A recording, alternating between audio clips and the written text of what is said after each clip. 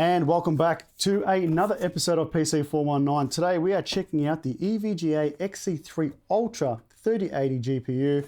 It's probably one of the first 3080s I've been here at the studio, and I really can't wait to see what this is all about, what the hype has been for the 3080 series. Hopefully we're getting a 3090 and maybe a 3070 when they get released. But studio, we've got a 3080 here. Let's check it out and see what it's all about.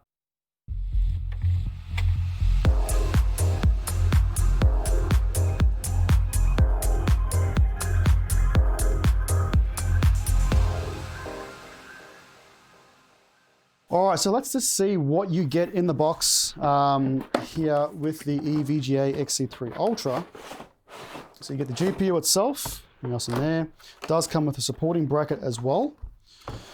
Comes with a guide, so your GeForce GTX, so it's GTX and RTX installation guide. So EVGA probably just use the same guide they have for the GTX series and for the RTX series. And here is the card itself.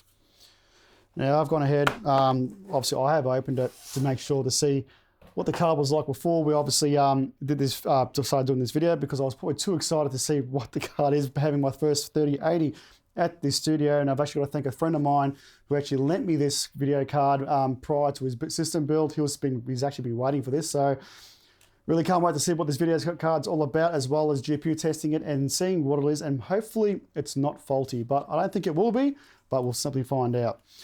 But looking at the card here, I can see obviously EVGA and this series have got the 3 fans. That's pretty much what they've all done so far. It has got 2 8-pin EPS connectors, and I've actually got the POS caps here at the back here as well. They've obviously it's got a full 16 PCI slots. At the back here, it's got 1, 2, 3 DVI and 1 HDMI. They have gone away with that mini USB Type-C port. Obviously was for VR. A lot of the 3080 series have actually, or actually the RTX series have actually removed this, or NVIDIA have actually removed this from their series of the new series cards. Also says here the EVGA GeForce RTX 3080 symbol here, which I'm guessing it will light up. It's got the XC3 there.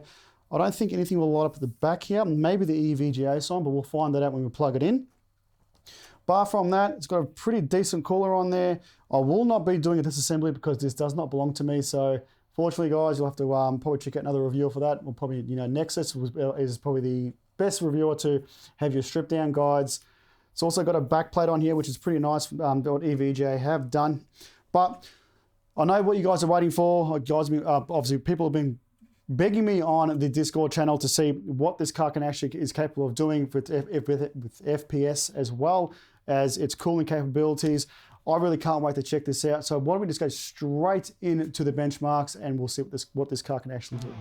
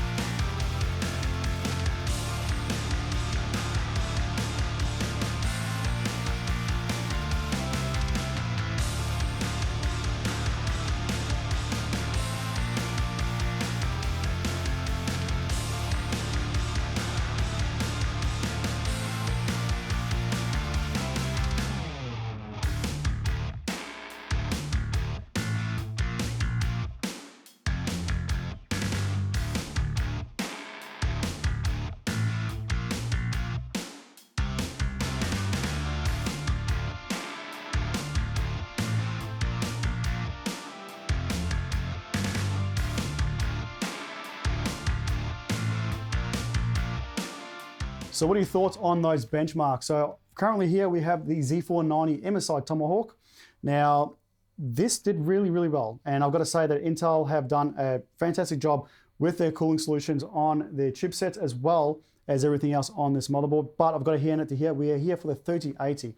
So EVGA done a fantastic job with the cooling solutions, as they have been for a very, very long time now. Compared Intel to the AMD system with FPS, I didn't see much of a difference between these two. Obviously, Intel does have a higher boost clock on its CPU. Did give it a bit of an FPS, gave more FPS to some games, but in the benchmarks, I didn't see much of a difference, as well as the AMD system. The AMD system was boosted up to 4.4 gigahertz on all cores, and that was a 3900X. So if you were going to go for Intel or AMD, the 3080 will be the best suited for either or.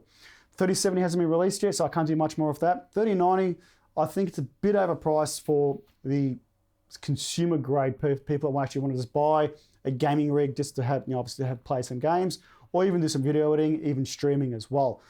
If you were going to stream, both, well, I'm talking about from the Intel side, Intel and AMD, that's your personal preference, but having here the 3080 from EVGA, I've got to say they've actually done a really good job, because I was managed to stream and have everything running on Ultra, as well as be able to game as what I wanted to do at the same time. But let's talk about my final thoughts on the actual video card itself. For, was it $1,400 or was it about $1,500 this card's worth? And that's Australian prices, by the way, so you have to convert that to whatever obviously your country is at the moment. I've got to say that EVGA have been around for a very, very long time and have done an absolutely fantastic job with their GPUs, especially having Kingpin as well oversee pretty much, even though this is not a Kingpin card, Kingpin will actually have an oversight on all the EVGA cards as well, and he obviously does a very good job on his overclocks at the same time. So if you want to check out his channel as well, or check out obviously his 3D Mark scores, I'm sure you're going to see Kingpin on top of every single one. And probably one of the reasons why EVGA is still around is because obviously what he does with the actual brand as well. But like I said before, you can buy these cards for about $1,500 Australian. I'm not going to say it's a good price, a bad price. If you can actually find a card, a 3080, good luck to you. If you pre-ordered it, like a friend of mine did, and obviously I was able to actually get this card, he's done a very good job as well, and I'm sure he's going to be loving it. But guys, what do you think of the EVGA the XC3 Ultra? Is it really worthy for you guys? If you can find one, I think it's really worth it. For 1440p and for slight 4K gaming, it can play 4K. It's probably one of the main things it can do right now. AMD are releasing their 6900 series card, so I really can't wait to see what they can do, and they'll definitely be here at the studio, so do stay tuned for that video coming up. But I've got to hand to EVGA on this one. They've done a fantastic job. If you can actually find them, good luck to you. If you can't find EVGA, I'm sure there's other brands out there that you can't find as well, because NVIDIA didn't do a great job on the RTX launch, but that's a whole entire other video I'll be talking about very, very soon. So do stay tuned to that. But guys, thanks once again for joining in. All the links will be in the all the links will be in the description below. So do stay tuned for that. Join our Discord, and guess what? I'll see you next time.